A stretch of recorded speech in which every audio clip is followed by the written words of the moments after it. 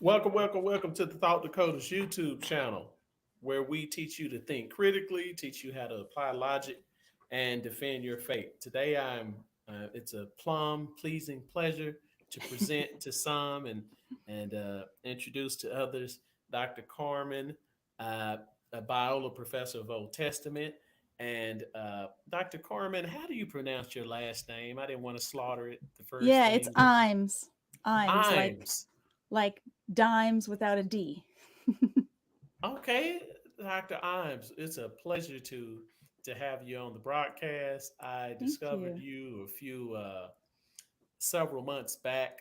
I've been so interested uh, in the intersections of the Old and New Testament. Hmm. I've been so interested in Second Temple Jewish literature, the Angel of the Lord in the Old Testament, Hmm. uh, the Malak Yahweh, if you will, and Hmm. just some of the different Jewish myths that evolved Hmm. around that person, like we see in the Apocalypse of Hmm. Abraham, the Hmm. angel whose name is Yahweh, who has the name of the Lord and who has the power to control the reptiles or Hmm. whatever they call him, and in several other places. I think it's the apocalypse of Adam when Yohoel comes and tells Adam that his name is Yohoel, which is the name of God. So we see that there was this idea of a messenger bearing the name of God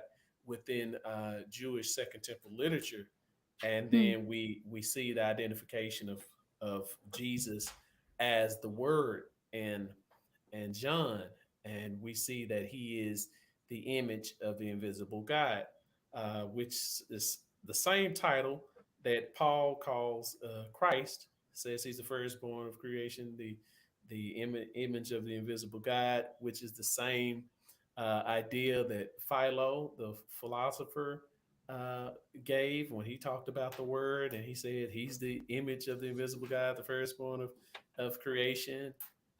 Said that he's the high priest of the world, that the Word was Hmm. this special person. And so I've just been so interested in these connections and digging deeper and trying to identify if the idea of a divine messenger was that a divine Messiah? Was that a Jewish expectation? Was that a Hmm. mutation?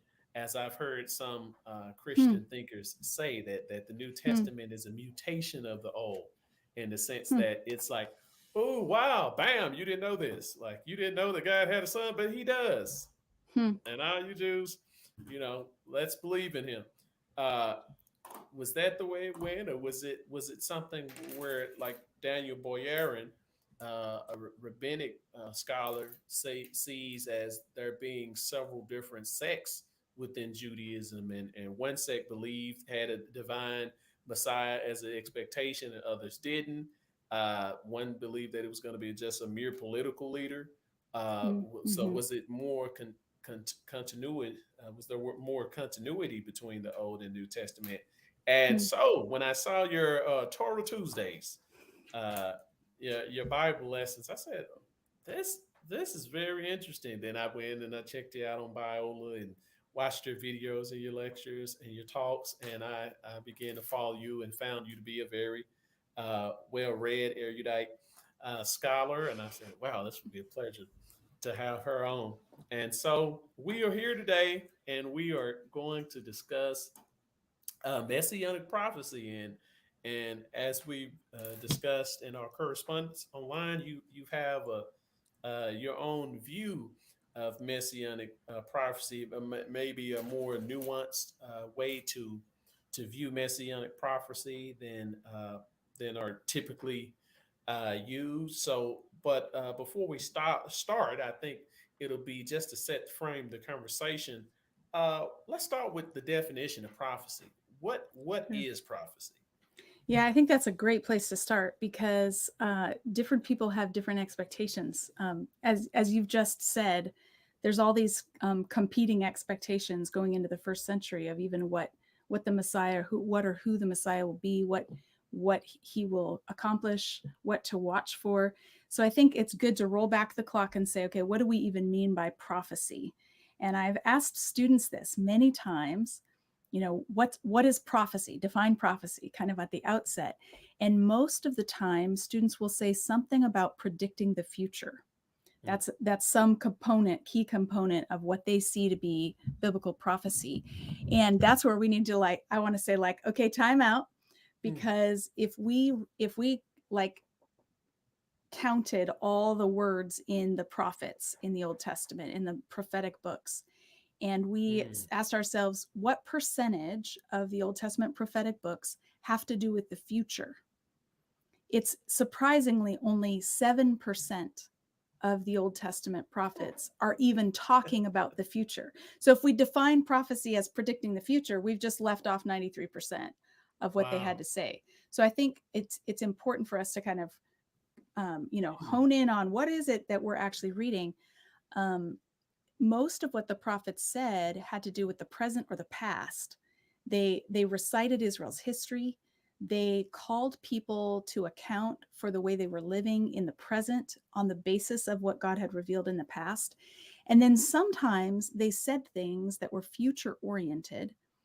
But then we need to even interrogate what did they think they were doing with that 7%? And I would argue that prediction is not a good word to describe what they think they're doing. And here's why. And I got this idea from John Walton in his Old Testament, what's it called? The Intro to the Old Testament class book. Sorry. He he uses the analogy that I think is really helpful of a syllabus. At the beginning of a semester, when my students file into class, I hand out a syllabus which tells them what I'm planning to do that semester, what I'm planning to teach them. The syllabus does not predict what I'm going to teach them because I wrote it and I'm in charge of the class. And if at any point I Mm. decide, we need a little more time on this, or, we ran out of time, we're not even going to cover that topic, I have the authority to make adjustments along the way based on the needs of my students. And nobody would say, well, Dr. Imes, you did not predict this very well. They would say maybe you didn't plan the semester very well. But prediction isn't the right word to describe what a teacher does in a syllabus.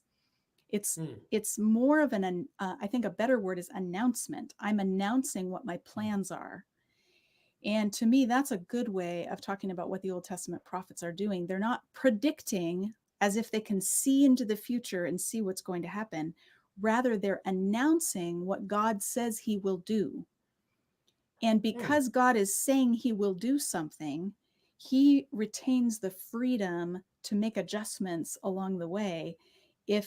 And the classic example of this is Jeremiah 18, where the prophet tells the people, if at any time I announce that a kingdom is going to be uprooted or destroyed, and then that kingdom repents, then I will not bring on it the destruction that I promised. And if I promise prosperity and then the nation is unfaithful to me, then I can judge them rather than bringing prosperity. So there's a dynamic. The relationship that Yahweh has with the people is dynamic in that he can announce what he plans to do, but those plans are based in his person. They're not like fixed outside of God. And so God can then make adjustments. So Oh. the example that I use with my students is if I tell my children, you have been so good this week. You've done all your chores, you haven't been fighting with each other, you've had good attitudes. We're going to celebrate tonight and have ice cream. And they're really excited. And then they go and get into a major fight and start wrecking stuff and leaving a mess everywhere. And they don't come when I call them for dinner. Um, I, as a parent, can say, I said we were going to have ice cream, but this your behavior today is not worth celebrating. Like, today's not a good day for ice cream. And Mm. that doesn't mean I falsely predicted the future, right? It was an announcement of my plan, and the plan changed in response to their behavior. And I Or your think that's intentions.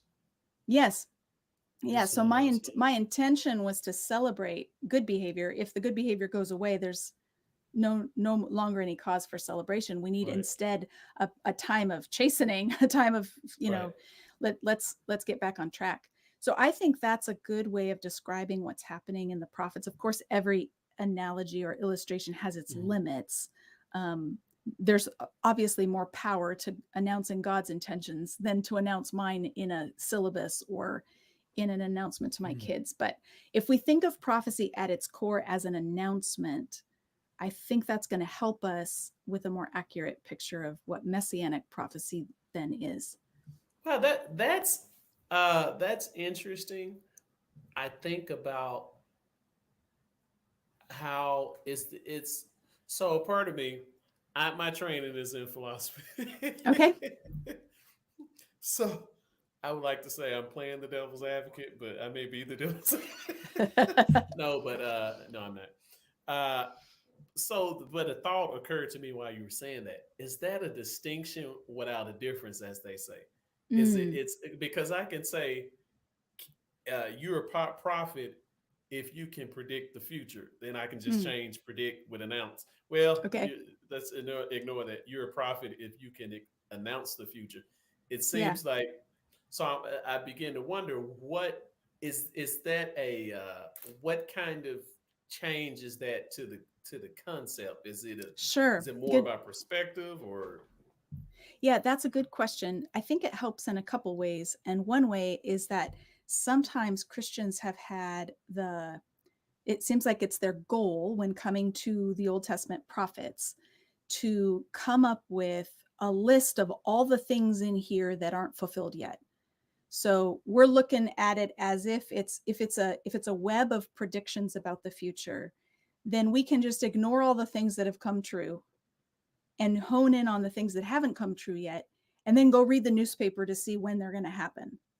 Hmm. And that approach to prophecy, as I've already suggested, is going to miss like 98, 99% of what's going on in the prophets. And if we take Paul's words to Timothy seriously, that all scripture is God breathed and is useful for teaching, rebuking, correcting, and training in righteousness, then we shouldn't just hone in on this supposed list of here are the things we're still waiting for. And even if we could come up with a list of here are the prophecies that haven't been fulfilled yet, like this is our map for the future of some kind, we'd get into trouble if we're not recognizing that God retains the authority to change plans. So there's a bit of a conundrum here in that the Bible talks about the importance of testing the prophets to make sure that what they're saying is valid, that they're prophesying truly rather than falsely. So we have to hold that in one hand, but then in the other hand recognize Jeremiah 18, that God says I could announce destruction and then in response to your repentance decide we don't need destruction anymore. And so then if we were just going through the prophets looking for the things that hadn't happened yet, we might be still looking for destruction of a certain nation when God's moved on from that. That so if we call it an announcement rather than a prediction, then the announcement is trying to evoke a particular response. In Hmm. other words, it's not a done deal. It's not fixed, like, okay, now we're just waiting for this to happen. The reason God announces destruction is to call up the people to repentance. He's hoping for a different outcome. Hmm. And that different outcome is actually possible if people respond with faith. So do you see how it doesn't really work to Yeah. just come up with a checklist? Well, I see. So it seems like the negative side of the prediction model, if you will, Mm-hmm. is that it makes the Bible some type of scientific theory that Hmm. you're trying to falsify, or Sure. Yep. or oh, this one hasn't come to pass yet, or let's look at these that hadn't, and let's wait and Yeah. see. Let's hope and wait, and you begin to overlook then if it's 7%, the 93% of Yep. what scripture says in other places. And then you said the second part is that a prediction necessarily doesn't uh, provoke a response or a sense of Mm-hmm. duty in Yep. the Sure. people. But an announcement is that, hey, here's something important that God wants you to know. And Yep. I guess the book as a whole can be fall under an announcement, and not just particular passages that are oriented towards the future. And then that means Yep. that the significance of the whole should be the same as well. Yeah. And I think if you asked a lot of Christians, why should Christians care about the prophetic books of the Old Testament? Why should we read biblical prophecy? I Mm, think the prevailing answer you would probably get is, well, because they point to Jesus. They mm, predict the coming of Jesus. And of course, it's important for us to see what is God announcing that he will do, and then how do we see that play out. I don't want to downplay the importance of that, but if that's all we're looking for when we come to the prophets, we're going to miss the majority of what God is trying to communicate to his people, which is calling them back to covenant faithfulness. And that is still super relevant for us, right? mhm, mhm. God is still calling his people back to covenant faithfulness. So all of the prophets matter, not just the parts about the future. And even if we let me complicate things a little bit more. People would assume then that that 7% about the future is about the Messiah. But the word Mashiach in Hebrew, which is, we translate Messiah, never refers to the coming king in the Old Testament. That word is never connected to What? announcements of the king in the line of David who will come. What? So the reason that we call Jesus the Messiah, and I think we should, is because the New Testament authors call him Christos, which is the Greek word for anointed one, and Oh, Mashiach means anointed one. But the Hebrew oh, Bible does not use anointed one to describe the the common king. descendant of David who will sit on his throne and reign for all eternity. Huh. So we like have sort of So what is it collapsed used for? these ideas. Yeah, good question. What is So that word you? the the word Mashiach is not used very often in the Old Testament, but it always describes a human who is God's instrument to accomplish something in a particular generation. So whether that's the prophet himself or a priest or like Cyrus, king of Persia, these are called God's anointed one. Oh, Like God raises okay. someone up and he anoints them for a particular Mm, task. Now, did God raise up Jesus and anoint him for a particular task? Yes. And is that task more important than all of the other tasks that have been done? mm, Yes. Like the Messiah is important.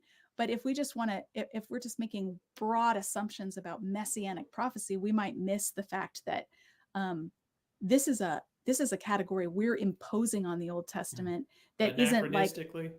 yeah, it's not arising as organically as we might have assumed. Mm. Yeah, because I did notice when I study the Old Testament and I look at the prophecies, it sometimes seems to me as if the prophets are speaking about times that were near to them. Mm-hmm. It seems like Yep. this Yep. guy's gonna like the king is coming in a few months, but he Yes. never Yes. comes. We could look at an example of that Uh, I think there's one that I like to talk about with my students because it's like the classic example of what people think of when they think of messianic prophecy, and yet we just completely ignore the context. okay, So it's Isaiah 7:14, seven which fourteen. should sound very familiar to those watching. The virgin will conceive and give birth to a son and will call him Emmanuel. Well, of course, that's about Jesus, right? Like Mm-hmm. the virgin will be with child. In fact, Matthew actually quotes this text and connects it to Jesus. So it's not like people are making up the connection. But if that's the Mm, only part we read, we will miss the fact that this is a very specific and time limited promise to Isaiah that's addressing a problem in his own generation. So I'll give you a bit of a historical recap of what's going on in that chapter. And what I'd like people to listen for or to consider is this name Emmanuel, which we love to say at Christmas time. And remember that it means God with us. And we think, oh, how wonderful, God is with us. That's what we want, right? But mm-hmm. consider whether that's how it would have landed to its original audience. Okay. In other words, is Emmanuel good news?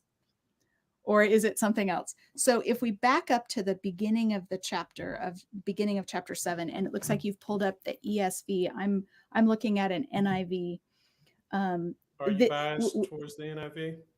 I do prefer it. So if you then yours will sync up with mine. So when we get the very first verse sets up a very specific historical context. It says, when Ahaz, son of Jotham, the son of Uzziah, was king of Judah, King Rezin of Aram and Pekah, son of Remaliah, king of Israel, marched up to fight against Jerusalem, but they could not overpower it. So we're just being plopped right into a very specific historical context, which is known as the Syro-Ephraimite War. And it's from the time when Israel had divided into two kingdoms. So we have Israel in the north and Judah in the south, and they are at odds with each other. And Israel gangs up with Aram to come attack Judah in the south. And Judah is the place where the capital city Jerusalem is. It's where the king in the line of David sits on the throne. So it's the prophecies about David's dynasty being unending relate to the people of Judah. And And so Aram is where the in Aramean kings Aram, were yeah, so Aram in is Syria. like yeah, like Amman is part of, modern day Jordan. So Mm. across the Jordan River and to the north is the kingdom of Aram or Oh, okay. Aram. Okay. So they're ganging up against with each other against Jerusalem, the people of Judah. And then we're told, so then it says the house of David was told, Aram has allied itself with Ephraim. Now the house of David would be a reference to the king, which is Ahaz, King Ahaz. And everybody freaks out. The hearts of Ahaz and his people were shaken as the trees of the forest were shaken by the wind. And so the Lord says to Isaiah, take your son and go out to this specific pool on a specific road and confront the king and tell him, don't be afraid. Don't lose heart because of these two smoldering stubs of firewood, because of the fierce anger of Rezin and Aram and of the son of Remaliah. Like, don't be worried about these guys. They seem big and bad, and they've amassed weapons and armies against you, but you actually don't need to be afraid of them. They've plotted your ruin, saying, let's invade Judah and tear it apart and divide it among ourselves. But this is what the sovereign Lord says. And so here's the prophecy. It will not take place. It will not happen. For the head of Aram is Damascus. That's the capital city of Aram. And the head of Damascus is only Rezin, this dude who's marching against you. And within 65 years, Ephraim will be too shattered to be a people. Ephraim is the another name given to the northern kingdom of Israel. The head of Ephraim is Samaria. That's the capital city. The head of Samaria is only Remaliah's son. Who does he think he is? If you do not stand firm in your faith, you will not stand at all. So this seems like, oh, what a word of comfort to King Ahaz. Like, you don't have to worry about these guys. Like, within 65 years, they're going to be out of here. I mean, this would be like telling the people of Ukraine, stop worrying about Russia. Like, Russia might seem too powerful for you right now, but like, just in a matter of decades, they won't even be a kingdom anymore. So that would have been received as really good news. But God asks Ahaz to choose a sign that he's serious, and Ahaz refuses. And then Isaiah follows up with this kind of addendum to his prophecy in verse 13. Hear now, you house of David. Is it not enough to try the patience of humans? Will you try the patience of my God also? Therefore, the Lord himself will give you a sign. The virgin will conceive and give birth to a son, and will call him Emmanuel. So there's our Christmas verse. But we're in the midst of like we're in the weeds of a very specific historical situation here. And the sign doesn't seem to have anything to do with a future Messiah at this point. The sign is assurance that you don't need to worry about the northern kingdom of Israel and its allies in this military conflict. And then it goes on to explain how this relates. He will be eating curds and honey when he knows enough to reject the wrong and choose the right. For before the boy knows enough to reject the wrong and choose the right, the land of the two kings you dread will be laid waste. In other words, a baby's going to be born, and before he's even old enough to make good decisions, those kingdoms are going to be gone. Now, can I ask you something? Yeah.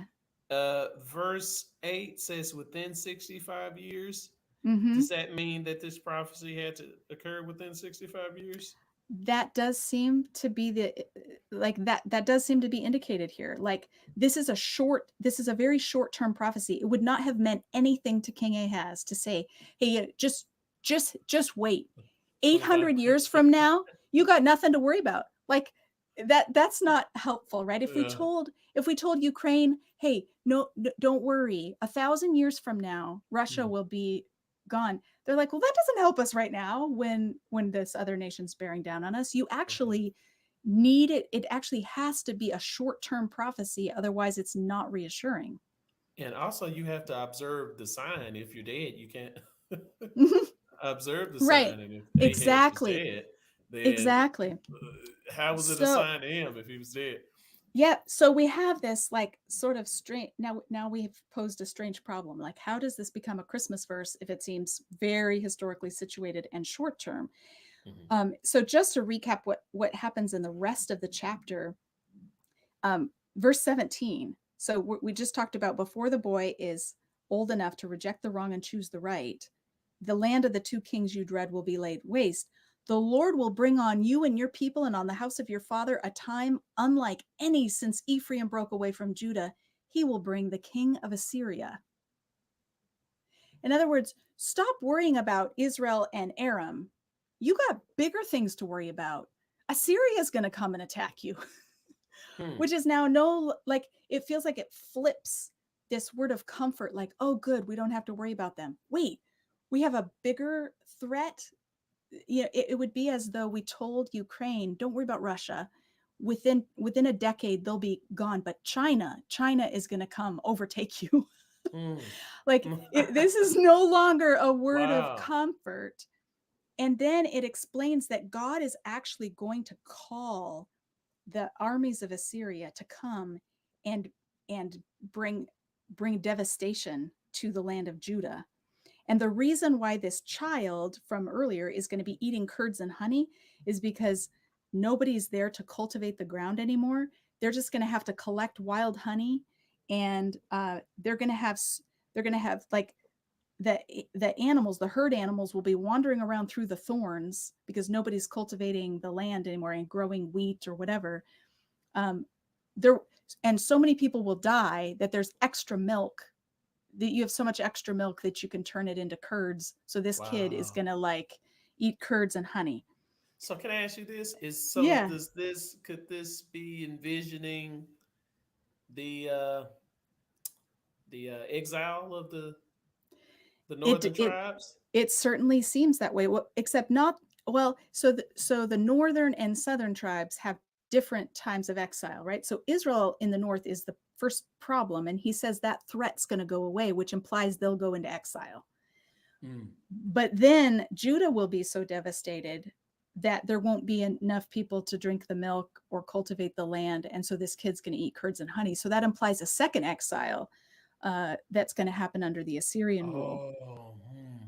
So Hmm. there's kind of both of them are rolled up. So then in chapter 8, um, we're told that Isaiah makes love to the prophetess and she conceives and gives birth to a son in verse 3. So we've just had a promise in 7:14 that this virgin will conceive and give birth to a son. And then the very next chapter is, okay, then the prophet and his wife have a son. And it says, before the boy knows how to say my father or my mother, the wealth of Damascus and the plunder of Samaria will be carried off by the king of Assyria. There's exile, the exile we're waiting for. So we just had the birth of a Hmm. baby and an exile, which is what we thought was going to happen. So then the question is, how is that a virgin conceiving? And what do we do? How is Isaiah's son Emmanuel? Like, isn't Emmanuel Jesus? Hmm. So, without getting too In the deep in same the chapter. weeds, in the same chapter, without getting too deep in the weeds, the the word virgin in chapter 7 verse 14 is the Hebrew word alma, which doesn't necessarily mean virgin. It's a young woman. A young woman will conceive, and this young woman would be of marriageable age, but could be married or not. So what Isaiah is saying is the young woman will conceive and give birth to a son, and we'll call him Emmanuel. And then we have this woman conceiving by the prophet in the next chapter, giving birth, and then we have more prophetic words flowing out of that, including the word Emmanuel in verse 8.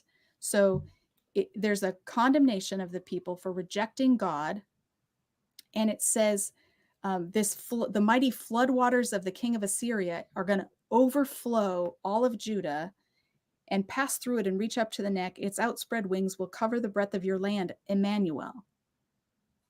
So again, Is we this think of the chapter 8? Emmanuel. Yeah, this is chapter 8, verse 8.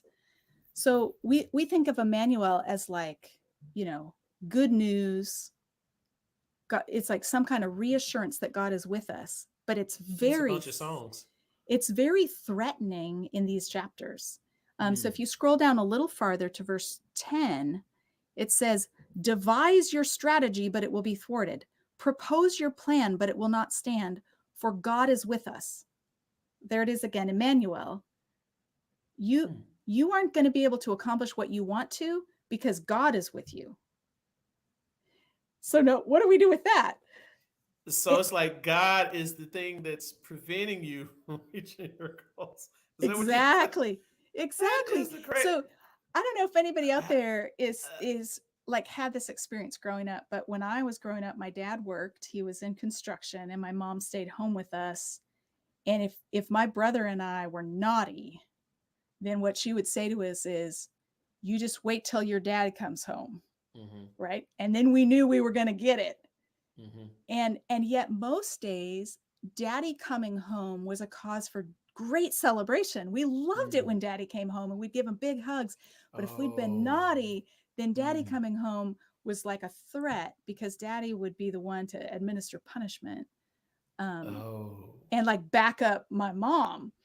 So I think this is part of what's going on here. Like Emmanuel. This is scary. Is it? You just so if you're right, then this verse we're reading. Well, in my experience, this verse has been read the opposite of what it means. So Mm-hmm. how does that happen? Just I complete. mean, Oh, again, maybe it's so the. if God, so God with us is good news. If you're walking faithfully with God and you're keeping the covenant, then God being with you is not a threat, it's a reassurance. Like God's coming and he'll rescue you. But if you've been naughty, then God with us is like It's saying, not a good thing. you just wait till your daddy gets home. Right? So Oh, it's in like the day of this, the Lord. yes, it's like the day of the Lord. Oh, And the it's day the of the day of the Lord Lord. is good news if you've been faithful, and it's bad news if you haven't. Mm. So we think of Emmanuel in this very flat sense, but So in would this this context, it's a threat. could I ask the question here? Would this mean that Ahaz would have had to be around to see Isaiah's kid being born and maybe taken away because his land Judah was invaded? So I mean, or killed or Yeah, died. so because the specific threat here is Assyria, not Babylon, and Babylon's the one who's going to take them into actual captivity a couple hundred years later. But Assyria does devastate Judah, like it kind of brings them to the brink of collapse. It seems like this is talking about a short-term season of devastation under the king of Assyria during Isaiah's lifetime and during Ahaz's lifetime. And it's so short-term that somebody's going to have a baby, and before that baby can say mama and dada, this is all going to happen. So Right. Okay. so then the question is, how does Matthew get away with using Isaiah 7:14 and applying it to Jesus? Because that seems like now it's doing violence to Isaiah's prophecy. Like it's twisting it, using it in a different way. Is it So midrash? if anybody out there is now worried that the New Testament is not trustworthy, hang with us, because I think there's a clear sense in chapter 9 of of a farther in the future hope that Isaiah declares, that then Matthew is picking up on that whole complex of ideas.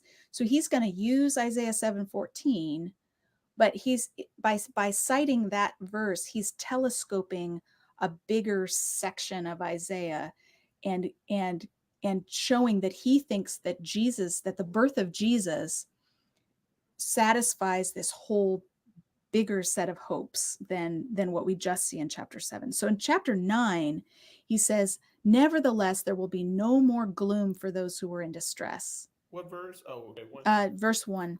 In the past, he humbled the land of Zebulun and the land of Naphtali, but in the future, he will honor Galilee of the nations by the way of the sea beyond the Jordan. And then here's some more Christmas verses. The people walking in darkness have seen a great Mm, light. On those living in the land of deep darkness, a light has dawned. Um, it goes on to talk about the defeat of the enemy in battle, and then in and it's such a defeat that verse 5 tells us every warrior's boot used in battle and every garment rolled in blood will be destined for burning. Like we can get rid of our war implements because we don't need them anymore. The battle is over. For to us a child is born, to us a son is given, and the government will be on his shoulders, and he will be called Wonderful Counselor, Mighty God, Everlasting Father, Prince of Peace. Of the greatness of his government and peace there will be no end. He will reign on David's throne and over his kingdom, establishing and upholding it with justice and righteousness from that time on and forever. So this section is one of those, is part of that 7% of future oriented mm, announcements that the prophets made. And it's clear to me that we have now moved beyond Isaiah's own child. So Isaiah's son was a sign, but God says, you just wait. There will come a day when all this dark time will turn to light, and there will be joy instead of war. And then there will be a son on the throne of David. That doesn't apply to Isaiah and his kids. Isaiah's not mm. from the line of Judah. His Specific. sons don't become kings. So now it seems like this idea of awaiting the birth of a son as a sign has just gotten bigger. Like, oh, there's going to be another son, Oh, and he's going to be a bigger kind of sign, and he's going to be the kind of king that actually brings righteousness and peace, which is what we've been waiting for. it becomes a metaphor in some sense or an analogy Yeah, for it's like there's an analogy between Isaiah's son and this future son who's going to do something even greater and bring and usher in a time of peace. and it seems like there is a distinct difference as well. Whereas Isaiah's son is called God with us, Emmanuel. Mm-hmm. This person is called Mighty God. Mighty God, yes, Is everlasting anyone Father. in the Old Testament called Mighty God besides God? No, no one is called mighty God. So a lot of people would say, okay, this is what tells us we're in a messianic Hmm. prophecy, because this is like that. This would foster the expectation that the king in the line of David is not going to be just human, but will also be God. Now, it's possible. John Goldingay is an Old Testament scholar who argues that this name should be a long sentence. Like they didn't usually have names. They would have names like God is my righteousness or whatever.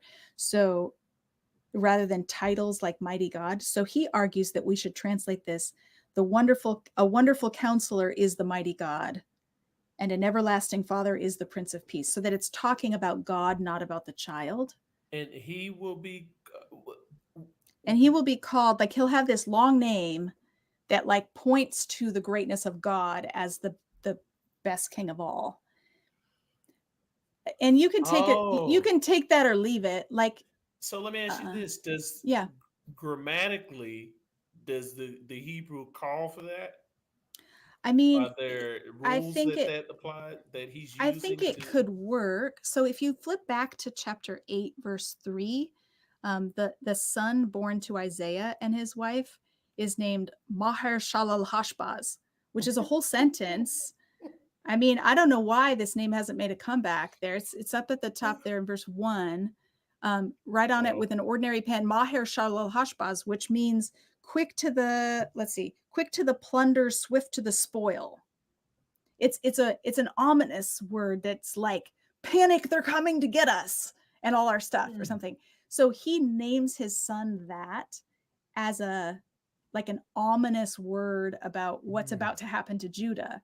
And so there is the possibility that this next son has a more comforting name, and it's this sentence about God being the perfect, mighty, everlasting God whose advice is the right advice and he brings peace. So it's possible. But I think Matthew looks back at this And he's like, oh, there's something bigger going on here. This is Mm. pointing to someone who's more than human, somebody who's gonna reign on David's throne, who's actually the mighty God.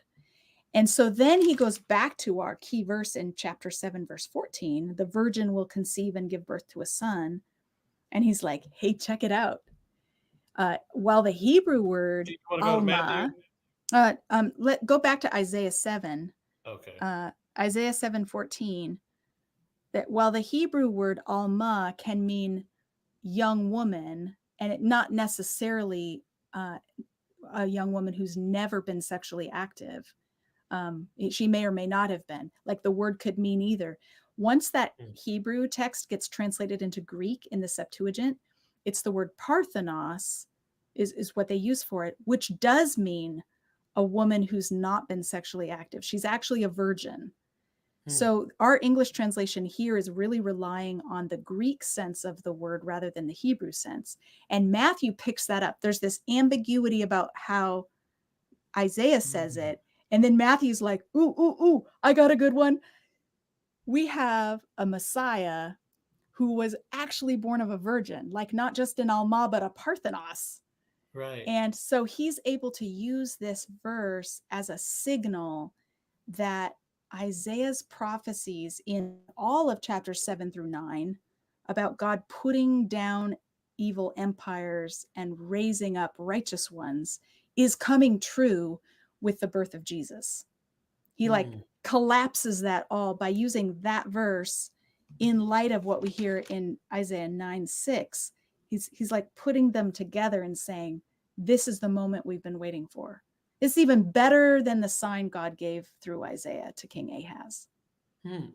Can I ask you this? Yeah, Uh, is there a word for virgin in Hebrew that means virgin, like literally, or is it I don't know of one off the top of my head. I would have to do okay? some digging and look. But I don't think there is one that means that. So if you wanted to say virgin, this would be the way to say it. However, chapter 7 or sorry, chapter 8 verse 2 says verse 3 says, I made love to the prophetess and she conceived and gave birth to a son. So she may have been a virgin before, but she's not a virgin now. like like this child is not And the miraculously virgin can't conceived. bring. A virgin can't give birth, right? Like Well, a he virgin can give birth, but you can't. A regular person right. can't Okay, so conceive without. right. You can't So conceive and stay a virgin. right, exactly. So if you somehow got the baby into the woman in some other way, it would be Right. possible for her to give birth and still be a virgin.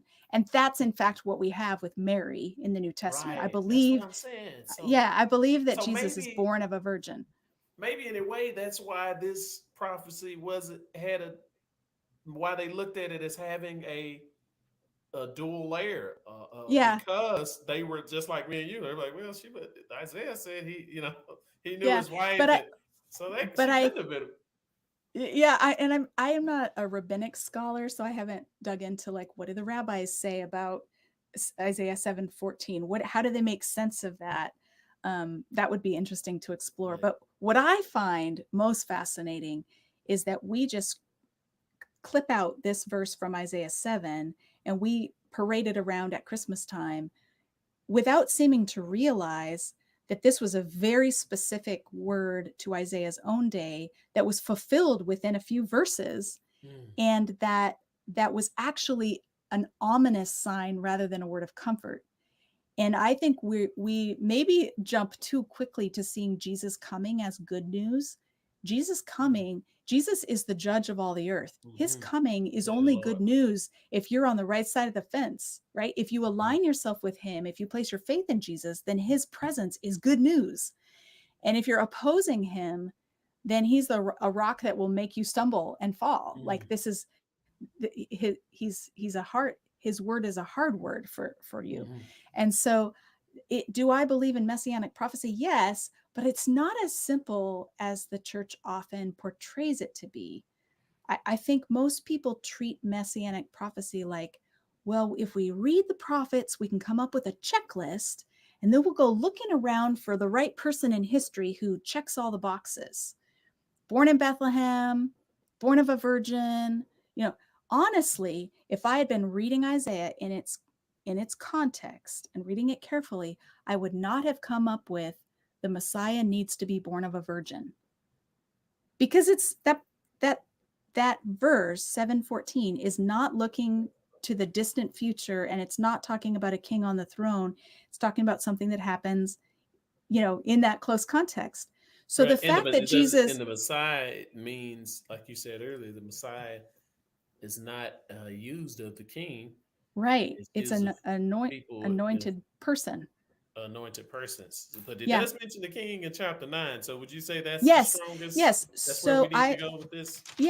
I would say chapter 9 is clear that there is a coming king who will reign on David's throne, who will establish justice and righteousness. Like we're and so that's where I think this, among other chapters, is where we get a clear idea coming into the New Testament that we're looking for a king, Does and it tell why us I how think long? no, it doesn't say how long. Verse Um, 7, of the greatness of his government and peace, there will be no end. okay, so his reign won't ever end, but we don't know when he's going to show up. Like we don't know how long we're waiting for him. Does that mean his reign will be eternal in the future whenever it starts? Yeah, Like so what I'm looking for is like, how would someone who didn't believe in Christianity interpret that? yeah. Yes, Is good there question. any? There is no word in Hebrew that means unequivocally forever. Hmm. The word is olam in Hebrew, and it means like for a really long time, as long as you can, think about the future. So it's not it doesn't it's not the same sense as our English word eternity or forever. It just means like in in perpetuity, or for the future, for a long time. So there's a sense in which this kingdom will be, well, it says there will be no end. Um, so it's unending. Would they have thought now this person has to live forever for that to That's work, see, or that's where will I'm going with this because I'm yeah, like, is that or will is, he keep having descendants who will carry on his reign? Uh, because because it's the that's how throne they of David, right, so right. it's This not throne, his and David didn't live forever. He right. died, and they never expected him to live forever. So they expected there would always be a Davidite on the throne. Right. So it wouldn't they couldn't carry on his reign if it's the throne if it's viewed as the throne of David. Hmm. They would always be on the throne of David. Now, if he Yeah, lived forever, he could carry on his reign, but I don't think anyone else could. It he will seems like. reign on David's throne and over his kingdom. Yeah, it's a good question. So if we wanted to explore that more, we could go to 2 Samuel 7, which is the chapter where God says there will always be a king on David's throne. But that then takes us a little bit off the trail that we're tracing here, and that is how does the New Testament, like, what, or maybe a better way to phrase the question is what is messianic prophecy? What are we looking for? What criteria does it have to fit for us to call it a messianic prophecy? And here there's some forward looking announcements that don't seem to have to do with Jesus. They seem to have to do with Isaiah's own day, and yet Matthew reads them as messianic. Mm. And again, I think he's in concert with Isaiah, given what we see in chapter 9, verse 6, because Are you Isaiah familiar with expands out. are you familiar with Jewish midrash? Not super familiar. It's been a while since I've read any. They they seem to interpret scripture. For example, Daniel Baryerin views John 1 as midrash, and he said what Hmm. midrash was the rabbinic scholars. They would take the Old Testament as some type of basis and use other verses throughout the Bible as a heuristic device to interpret the the Hmm. uh, the books of the law. Yeah. So Yeah. like so they said, so in the beginning wisdom, created the heaven and earth. And in the beginning was the word, and the word created the heaven and earth. And the word, like when Solomon in Proverbs talks about how wisdom came to earth and dwelt among men, he was saying that the writer of John was kind of using that in Genesis 1 as Hmm. midrash to Yeah, show yeah, how it's some type of blending to where they can yep, read into yep. they can I think isolate. I I don't know think what they're yeah, doing with it. some I think some of what the New Testament authors do would qualify as midrash.